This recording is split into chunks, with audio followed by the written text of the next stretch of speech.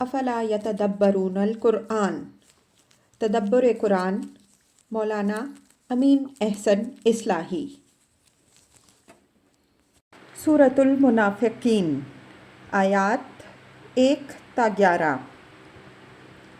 اعوذ باللہ من الشیطان الرجیم، بسم اللہ الرحمن الرحیم۔ اذا جاءك المنافقون قالوا نشهد انك لرسول الله والله يعلم انك لرسوله والله يشهد ان المنافقين لكاذبون اتخذوا ايمانهم جنة فصدوا عن سبيل الله انہم ساء ما كانوا يعملون ذلك بأنهم آمنوا ثم كفروا فتبع على قلوبهم فهم لا يفقهون وإذا رأيتهم تعجبك أجسامهم وَإِن يَقُولُوا تَسْمَعْ لِقَوْلِهِمْ كَأَنَّهُمْ خُشُبٌ مُّسَنَّدَةٌ يَحْسَبُونَ كُلَّ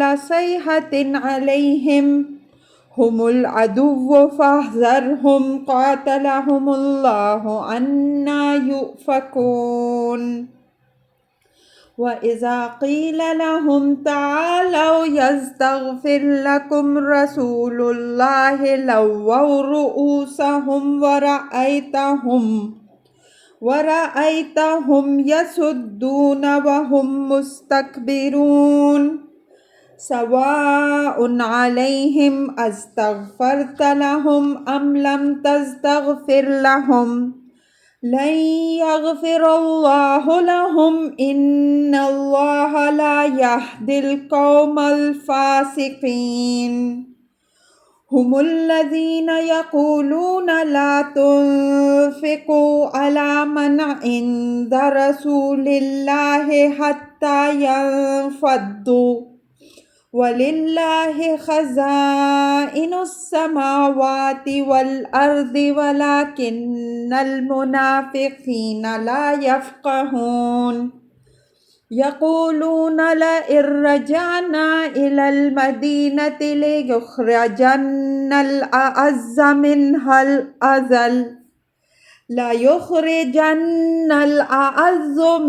الْأَذَلَّ وَلِلَّهِ الْعِزَّةُ وَلِرَسُولِهِ وَلِلْمُؤْمِنِينَ وَلَكِنَّ الْمُنَافِقِينَ لَا يَعْلَمُونَ يَا أَيُّهَا الَّذِينَ آمَنُوا لَا تُلْهِكُمْ أَمْوَالُكُمْ وَلَا أَوْلَادُكُمْ عَنْ ذِكْرِ اللَّهِ وَمَن يَفْعَلْ ذَلِكَ فَأُولَٰئِكَ هُمُ الْخَاسِرُونَ وَأَنفِقُوا مِمَّا رَزَقْنَاكُم مِّن قَبْلِ أَن يَأْتِيَ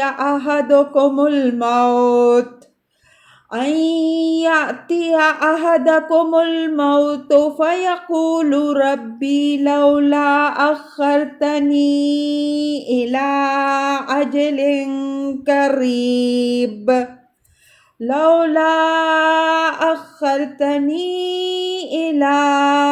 أَجَلٍ قَرِيبٍ فَأَصَّدَّقَ وَأَكُن مِّنَ الصَّالِحِينَ وَلَن يُؤَخِّرَ اللَّهُ نَفْسًا إِذَا جَاءَ أَجَلُهَا وَاللَّهُ خَبِيرٌ بِمَا تَعْمَلُونَ۔ ترجمہ: جب منافق تمہارے پاس آتے ہیں کہتے ہیں ہم گواہی دیتے ہیں کہ بے شک آپ اللہ کے رسول ہیں، اور اللہ جانتا ہے کہ بے شک تم اس کے رسول ہو، اور اللہ گواہی دیتا ہے کہ یہ منافقین بالکل جھوٹے ہیں۔ انہوں نے اپنی قسموں کو ڈھال بنا رکھا ہے اور وہ اللہ کی راہ سے رک گئے۔ بے شک نہایت ہی برا ہے جو یہ کر رہے ہیں۔ یہ اس سبب سے ہے کہ یہ پہلے ایمان لائے، پھر انہوں نے کفر کیا تو ان کے دلوں پر مہر کر دی گئی۔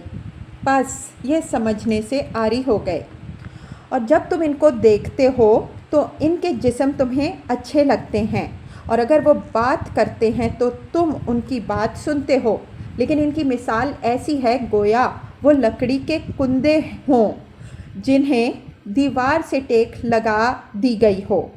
وہ ہر خطرے اپنے ہی اوپر سمجھتے ہیں، اصلی دشمن وہی ہیں، پس ان سے بچ کے رہو، اللہ ان کو غارت کرے، کس طرح ان کی عقل الٹ گئی ہے۔ اور جب ان سے کہا جاتا ہے کہ آؤ اللہ کا رسول تمہارے لیے استغفار کرے، تو وہ اپنے سر مٹکاتے ہیں، اور تم ان کو دیکھتے ہو کہ وہ غرور کے ساتھ اعراض کرتے ہیں۔ ان کے لیے یکساں ہے کہ تم ان کے لیے مغفرت چاہو یا نہ چاہو، اللہ ان کو ہرگز معاف کرنے والا نہیں ہے، اللہ نافرمانوں کو راہیاب نہیں کرتا۔ یہی ہے جو کہتے ہیں کہ ان لوگوں پر تم لوگ اپنے مال خرچ نہ کرو جو اللہ کے رسول کے ساتھ ہیں، تاکہ وہ منتشر ہو جائیں، اور اللہ ہی کے ہیں آسمانوں اور زمین کے خزانے، لیکن منافقین نہیں سمجھتے۔ کہتے ہیں کہ اگر ہم لوٹے مدینہ کو تو جو غالب ہیں وہ وہاں سے ان کو نکال چھوڑیں گے جو بالکل بے حیثیت ہیں، حالانکہ غلبہ اللہ اور اس کے رسول اور مومنین کے لیے ہے، لیکن یہ منافقین نہیں جانتے۔ اے ایمان والوں، اللہ کی یاد سے تمہیں غافل نہ کرنے پاؤیں تمہارے مال اور تمہاری اولاد، اور جو ایسا کریں گے تو یاد رکھیں کہ وہی لوگ گھاٹے میں پڑے، اور ہم نے جو کچھ تمہیں بخشا ہے اس میں سے خرچ کرو، اس سے پہلے کہ آ دھمکے تم میں سے کسی کی موت، پھر وہ حسرت سے کہے کہ اے رب، تو نے مجھے کچھ مہلت اور کیوں نہ دی کہ میں صدقہ کرتا اور یوں نیکوکاروں میں سے بنتا۔ اور اللہ ہرگز کسی جان کو ڈھیل دینے والا نہیں ہے جب تک کہ اس کی مقررہ مدت آ پہنچے گی، اور جو کچھ تم کرتے ہو اللہ اس سے باخبر ہے۔ الفاظ کی تحقیق اور آیات کی وضاحت۔ اذا جاءك المنافقون قالوا نشهد انك لرسول الله والله يعلم انك لرسوله والله يشهد ان المنافقين لكاذبون۔ ایک گروہ کے منافقانہ طرز عمل کی طرف اشارہ پچھلی صورت میں ہوا ہے، لیکن وہاں بات عام صیغہ سے در پردہ فرمائی گئی تھی۔ اس سورہ میں پردہ بالکل اٹھا دیا گیا ہے، جس سے یہ بات نکلتی ہے کہ اس میں ان منافقین کا کردار زیر بحث ہے جو نفاق میں اتنے پختہ ہو چکے تھے کہ ان سے کسی اصلاح کی توقع باقی نہیں رہی تھی۔ ان کے بارے میں آگے پیغمبر صلی اللہ علیہ وآلہ وسلم کو مخاطب کر کے فرمایا بھی ہے کہ ان کے لیے تم مغفرت مانگو بھی تو اللہ ان کی مغفرت کرنے والا نہیں ہے، بلکہ دوسرے مقام میں یہاں تک فرمایا ہے کہ اگر تم 70 بار بھی ان کے لیے مغفرت مانگو جب بھی اللہ ان کی مغفرت فرمانے والا نہیں ہے۔ فرمایا کہ یہ منافقین جب تمہارے پاس پیغمبر صلی اللہ علیہ وآلہ وسلم کے پاس آتے ہیں تو قسم کھا کر اقرار کرتے ہیں کہ آپ اللہ کے رسول ہیں، لیکن اللہ بھی قسم کھا کر کہتا ہے کہ یہ منافقین بالکل جھوٹے ہیں۔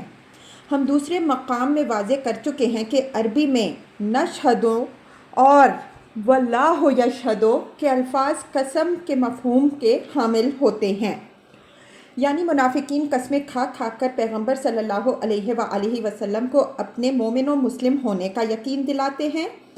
ان کو قسمیں کھانے کی ضرورت اس وجہ سے پیش آتی ہے کہ ان کی پہم غلطیوں نے ان کو اس قدر ساقط الاعتبار بنا دیا تھا کہ وہ خود بھی محسوس کرنے لگے تھے کہ جب تک قسم کھا کر وہ بات نہیں کہیں گے کوئی اس کو باور نہیں کرے گا۔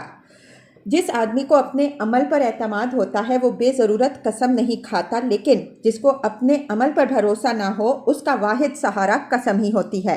چنانچہ یہی وجہ ہے کہ زیادہ قسم کھانے والے کی صفت قرآن میں مہین آئی ہے، اور پیغمبر صلی اللہ علیہ وآلہ وسلم کو ہدایت فرمائی گئی ہے کہ وَلَا تُطِعْ كُلَّ حَلَّافٍ مَّہِینٍ وَلَا تُطِعْ كُلَّ حَلَّافٍ مَّہِینٍ القلم آیت 20۔ اور تم زیادہ قسمیں کھانے والے ذلیل کی بات پر کان نہ دھرو۔ واللہ یعلم انک لرسولہ واللہ یشہد ان المنافقین لکاذبون۔ یہ فقرہ غایت درجہ بلیغ اور برمحل ہے۔ فرمایا کہ جہاں تک تمہارے رسول ہونے کا تعلق ہے، یہ ایک ایسی حقیقت ہے جو ان کی شہادت کی محتاج نہیں ہے۔ اللہ کو خوب علم ہے کہ تم اس کے رسول ہو، لیکن اللہ یہ گواہی دیتا ہے کہ یہ منافقین اپنی اس شہادت میں جھوٹے ہیں۔ اتخذوا ایمانہم جنۃ فصدوا عن سبیل اللہ انہم ساء ما کانوا یعملون۔ لیکن انہوں نے تمہاری گرفت سے محفوظ رہنے کے لیے اپنی قسموں کو ڈھال بنایا ہے کہ ان کی سازشوں اور شرارتوں کے سبب سے جو وہ اسلام کے خلاف برابر کر رہے ہیں، تمہیں ان کے بارے میں کوئی شبہ نہ ہو، وہ اسلام کے برابر مخلص سمجھے جاتے رہیں۔ سورہ مجادلہ آیت 14 میں ان منافقین ہی کی یہ سازش بیان ہوئی ہے کہ انہوں نے خدا کی مغضوب قوم یہود سے دوستی گانٹھ رکھی ہے۔ ایک طرف اپنی قسموں کے ذریعے سے انہیں اطمینان دلا رکھا ہے کہ ہم آپ لوگوں کے ساتھ ہیں، دوسری طرف مسلمانوں کو بھی قسم کھا کر اطمینان دلاتے ہیں کہ ہم تو آپ لوگوں کے ساتھی ہیں۔ اس کے بعد معمولی تغیر الفاظ کے ساتھ یہی آیت وہاں بھی آئی ہے۔ فرمایا ہے اتخذوا ایمانہم جنۃ فصدوا عن سبیل اللہ فلہم عذاب مہین۔ المجادلہ 16۔ انہوں نے اپنی قسموں کو سپر بنا رکھا ہے، پس وہ اللہ کی راہ سے رک گئے اور ان کے لیے ایک ذلیل کرنے والا عذاب ہے۔ یعنی اس سپر کی آڑ میں وہ بذام خود اپنے کو یہود سے بھی محفوظ کیے ہوئے ہیں اور مسلمانوں سے بھی، اور اس طرح انہوں نے اللہ کی راہ میں جو قدم اٹھایا تھا وہ روک لیا ہے، لیکن یہ پناہ گاہ زیادہ عرصہ تک ان کی حفاظت نہ کر سکے گی، بلکہ بہت جلد ان کو ایک ذلیل کرنے والے عذاب سے دوچار ہونا پڑے گا۔ فصدوا عن سبیل اللہ، لفظ صد لازم و متعدی دونوں میں آتا ہے۔ یہاں قرینہ دلیل ہے کہ لازم کے مفہوم میں ہے، یعنی پہلے اسلام کی طرف انہوں نے قدم بڑھایا لیکن قسموں کی آڑ میں اب رک گئے۔ ان کا گمان یہ ہے کہ جب مجرد قسموں کے بل پر بھی اپنی اسلامیت کی دھونس جمائی جا سکتی ہے اور مسلمانوں کو دھوکہ دیا جا سکتا ہے، تو اس سے آگے بڑھ کر اپنے لیے خطرات کو کیوں دعوت دی جائے۔ فرمایا کہ انہم ساء ما کانوا یعملون، وہ اس کو بڑی دانشمندانہ سیاست سمجھ رہے ہیں، لیکن یہ دانشمندانہ سیاست نہیں بلکہ نہایت ہی احمقانہ چال ہے جس کے نہایت مہلک نتائج ان کے آگے آئیں گے۔ ذالک بانہم آمنوا ثم کفروا فطبع علی قلوبہم فہم لا یفقہون۔ فرمایا کہ یہ راہ انہوں نے اس وجہ سے اختیار کی ہے کہ اللہ تعالیٰ نے ان کے دلوں پر مہر کر دی ہے، جس کے سبب سے وہ فکر سلیم کی نعمت سے محروم ہو گئے ہیں۔ اس مہر کے لگنے کی وجہ یہ ہے کہ انہوں نے ایمان لانے کے بعد کفر کی راہ اختیار کر لی۔ اللہ تعالیٰ کی سنت یہ ہے کہ جن کو وہ ایک مرتبہ اسلام کی روشنی دکھا دیتا ہے، اگر وہ اس کی قدر کرتے ہیں تو ان کی روشنی میں اضافہ کرتا ہے، اور اگر وہ اس کی قدر نہیں کرتے بلکہ مڑ مڑ کر پیچھے ہی کی طرف دیکھتے ہیں تو ان کی وہ روشنی بھی سلب ہو جاتی ہے اور ان کے دل پر مہر بھی کر دی جاتی ہے، جس کا اثر یہ ہوتا ہے کہ پھر وہ صحیح سوچنے کی صلاحیت کھو بیٹھتے ہیں۔ یہود کے دلوں پر جو مہر لگی، اس کے وجوہ اور اثرات کی تفصیل سورہ بقرہ میں بیان ہوئی ہے، اس پر ایک نظر ڈال لیجئے۔ انہی لوگوں کے بارے میں حضرت مسیح علیہ السلام نے فرمایا کہ ان سے وہ بھی لے لیا جاتا ہے جو ان کے پاس ہوتا ہے۔ وَإِذَا رَأَيْتَهُمْ تُعْجِبُكَ أَجْسَامُهُمْ وَإِن يَقُولُوا تَسْمَعْ لِقَوْلِهِمْ كَأَنَّهُمْ خُشُبٌ مُّسَنَّدَةٌ يَحْسَبُونَ كُلَّ صَيْحَةٍ عَلَيْهِمْ هُمُ الْعَدُوُّ فَاحْذَرْهُمْ قَاتَلَهُمُ اللَّهُ أَنَّىٰ يُؤْفَكُونَ۔ یہ ان منافقین کی تصویر ہے۔ غور کیجئے تو معلوم ہوگا کہ چند چھوٹے چھوٹے جملوں میں ان کے ظاہر اور باطن دونوں کی اس طرح تصویر کھینچ دی گئی ہے کہ کوئی پہلو بھی مخفی نہیں رہ گیا ہے۔ اوپر کے دو فقروں میں ان کے ظاہر کی تصویر ہے، بعد کے دو فقروں میں ان کے باطن پر روشنی ڈالی گئی ہے۔ پھر پیغمبر صلی اللہ علیہ وآلہ وسلم کو ان سے ہوشیار رہنے کی تاکید اور ساتھ ہی ان کی حالت پر اظہار افسوس ہے۔ وَإِذَا رَأَيْتَهُمْ تُعْجِبُكَ أَجْسَامُهُمْ، فرمایا کہ جب تم ان کو دیکھتے ہو تو ان کے پلے ہوئے جسم اور ان کی پالش کی ہوئی شکلیں تمہیں دلکش معلوم ہوتی ہیں۔ یہ امر واضح رہے کہ ان منافقین کے مالی حالات اچھے تھے۔ اول تو انہوں نے حرام و حلال ہر راستہ سے دولت اکٹھی کر رکھی تھی، دوسرے یہ انتہا درجے کے بخیل تھے، اپنے ذاتی آرام و عیش کے سوا کسی دوسرے دینی و اجتماعی کام پر کوڑی بھی خرچ کرنے کے روادار نہ تھے۔ ان کی اس رفاہیت کا اثر ان کے جسموں اور ان کی شکلوں میں نمایاں تھا۔ ان کا سردار مشہور منافق عبداللہ ابن ابی بڑا دولت مند تھا، اس کے جتھے کے دوسرے آدمی بھی خوشحال تھے۔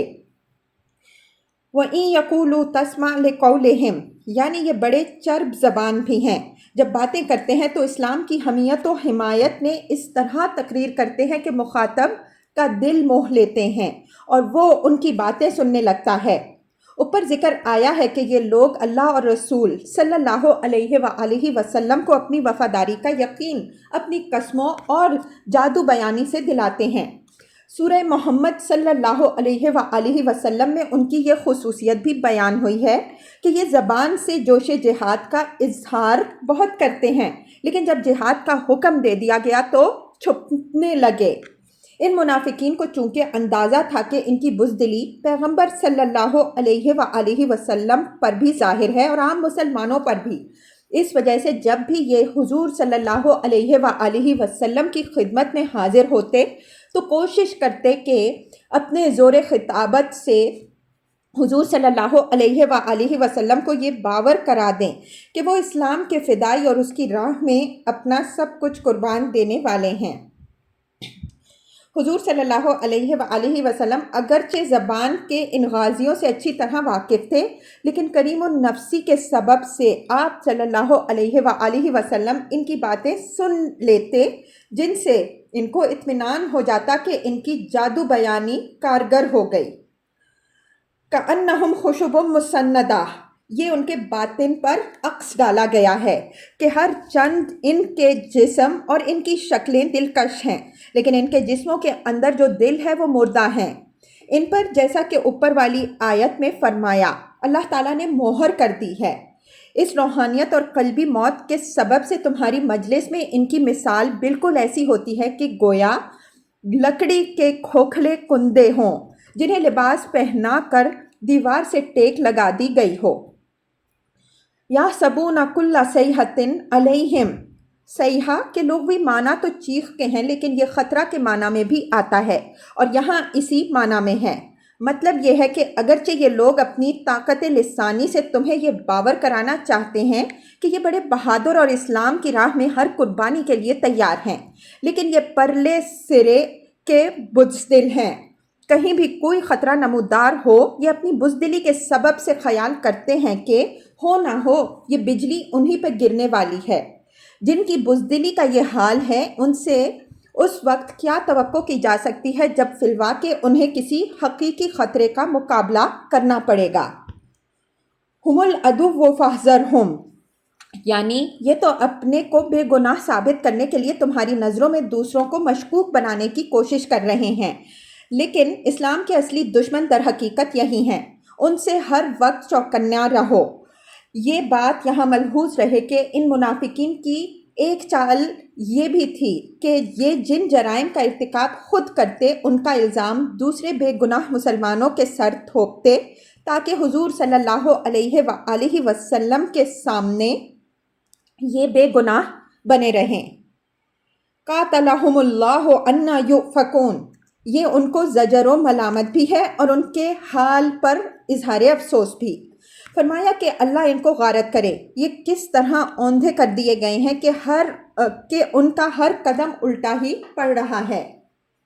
ان منافقین کے اس کردار کی تصویر قرآن میں جگہ جگہ کھینچی گئی ہے۔ ہم بخیال اختصار صرف ایک مثال سورہ بقرہ سے پیش کرتے ہیں۔ ومن الناس من يعجبك قوله في الحياة الدنيا ويشهد الله على ما في قلبه وهو ألد الخصام وإذا تولى سعى في الأرض ليفسد فيها ويهلك الحرث والنسل والله لا يحب الفساد وإذا قيل له اتق الله أخذته العزة بالإثم فحسبه جہنم ولبئس المہاد۔ البقرہ 204 تا 206۔ اور لوگوں میں وہ بھی ہیں جن کی بات دنیا کی زندگی کے باب میں تمہیں دلکش لگتی ہے اور وہ اپنے دل کے حال پر اللہ کو گواہ ٹھہراتے ہیں حالانکہ وہ بدترین دشمن ہیں، اور جب وہ تمہارے پاس سے ہٹتے ہیں تو ان کی ساری بھاگ دوڑ زمین میں اس لیے ہوتی ہے کہ اس میں فساد برپا کریں اور مال و جان کو تباہ کریں، اور اللہ فساد کو پسند نہیں کرتا۔ اور جب ان کو آگاہ کیا جاتا ہے کہ اللہ سے ڈرو تو عزت کا خیال ان کو گناہ میں گرفتار کر لیتا ہے، تو ان کے لیے جہنم کافی ہے اور وہ نہایت برا ٹھکانہ ہے۔